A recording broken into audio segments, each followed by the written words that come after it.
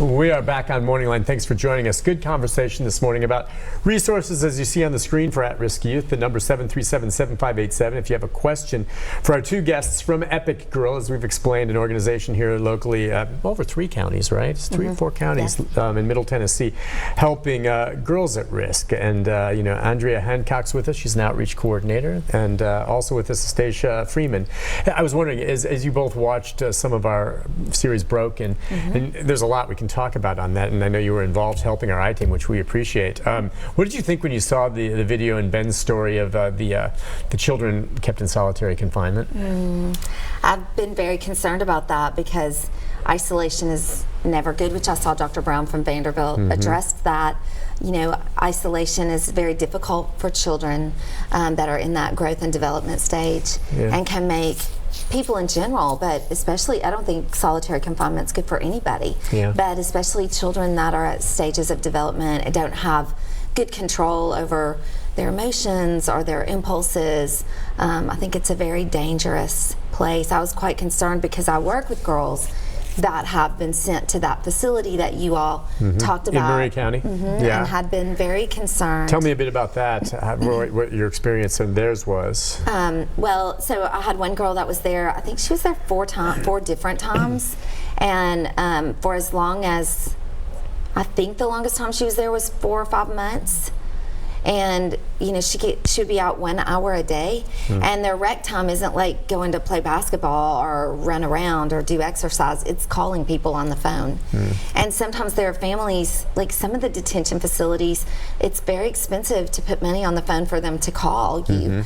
And so they were going months without visits from their family or without being able to call anyone. How old were they? What were the range of these girls you're talking about? The girl that I'm talking about was 16 the first time she went in. I can't even imagine. I'm trying to remember how 17, immature and 15, just clueless I was at 16 and how scary that would be. The thing I was trying to hit home yesterday when we were talking about it earlier this week with Ben was that when you get these girls you're talking about are going to get out soon. And see, so much of the general public just gets angry and like, well, lock them up, or if you don't want to be in solitary, then behave. And I'm like, look, doesn't it make it more difficult for you when they get out after 6 months, a year, whatever it is, if they've been in solitary all that time, to get through to them? I mean, I'm like, these are juvies. They're getting out. It's not like it's an adult. I agree with you. Solitary is hard on anyone, but if an adult's locked up serving a 20, 30-year sentence, well, you're not going to see them, okay? If you're going to do it that way, fine. But these kids are getting out in a hurry. How much harder does it make for you to help them when they get out suffering this additional trauma of being in solitary? Well, the thing about us is, here in Davidson County, for our kids, we have built really good relationships for kids in that position. But so when they're transferred into the system, a lot of times we already have known them maybe for as long as a year. And so there is that lifeline because there's been that connection established. Well, that's because of Davidson County, the resources and our juvenile justice and the people over there, they're good people.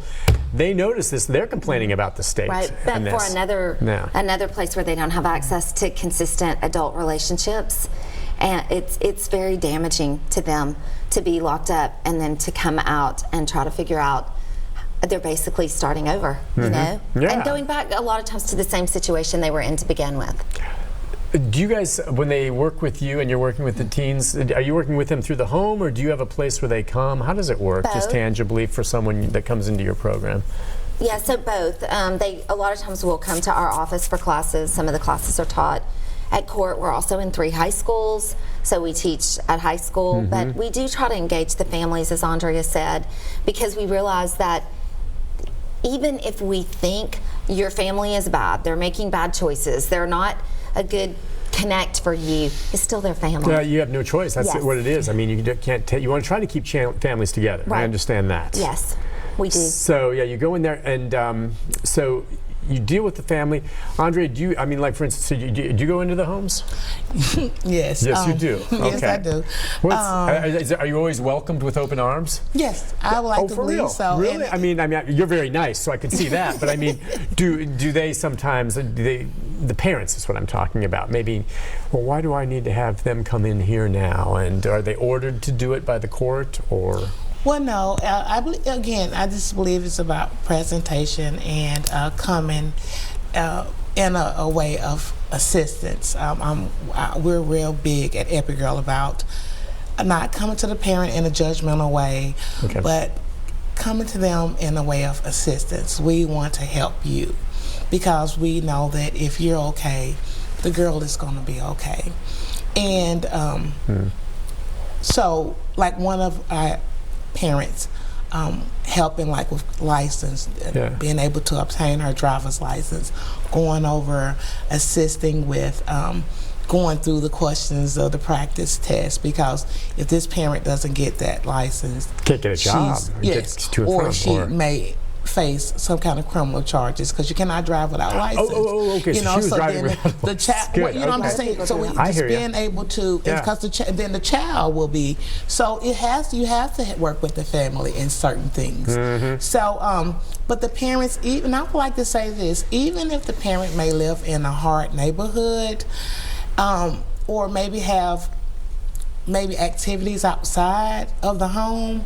When we come, it's a certain level of respect that when they know that you're like a social worker, they look at you maybe like a social worker. You're here to help. Or if they say, this is my helper. They say, this is my helper, so y'all need to move back. This is my helper. And it's a lot of respect that comes with when you're helping someone, that even if you're in a hard neighborhood, they kind of like stop those things for that moment and kind of give you the peace that you need in order to assist them.